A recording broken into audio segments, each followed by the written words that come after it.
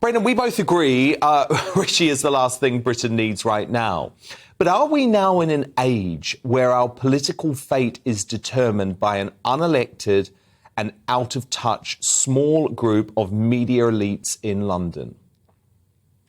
Increasingly, yes, I think that is the case. And the media, it's not as if the media get together and plan these things behind closed doors.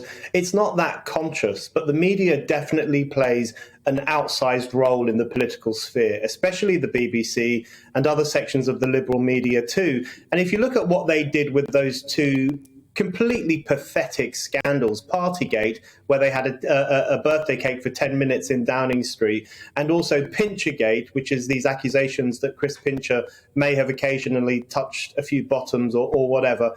These are not massive scandals, but they were blown out of proportion by the media. The media turned them into the biggest issues in the country, precisely so that they could weaken Boris and encourage his critics and his enemies to have a go at him and to throw him out of power.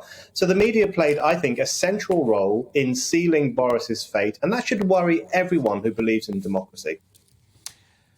Brendan, is that why they seem to be getting so excited about Sunak and trying to convince everyone Sunak is just the inevitable choice to become Prime Minister? I mean, I was watching ITV News earlier tonight. I've got to do so for research purposes, as you can imagine. And Robert Peston was purposefully misrepresenting that YouGov poll tonight to suggest that it was good news for Rishi Sunak. It was disastrous news for him. It showed him being thrashed by Mordaunt, thrashed by Truss, beaten by Badenoch, beaten by Tugendhat, but he still presented it as a positive poll for Sunak.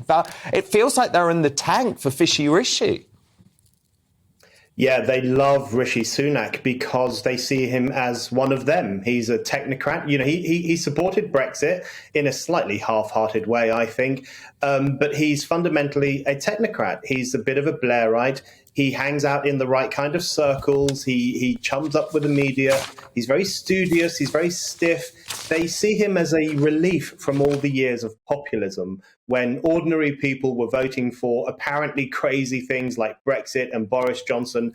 They want to get rid of that kind of madness and get the adults back in the room. That's how they see it. So their support for Rishi, the media class's support for Rishi, is really an attempt to put themselves back in the driving seat and to nip in the bud all these crazy populist experiments that us plebs have been carrying out for the past few years. This is what worries me most about the Rishi Sunak phenomenon. I think it would represent a revenge of technocracy against the past few years of political experimentation. And I don't think ordinary people want to go back to that old establishment. We want to keep trying something new and something that actually might work.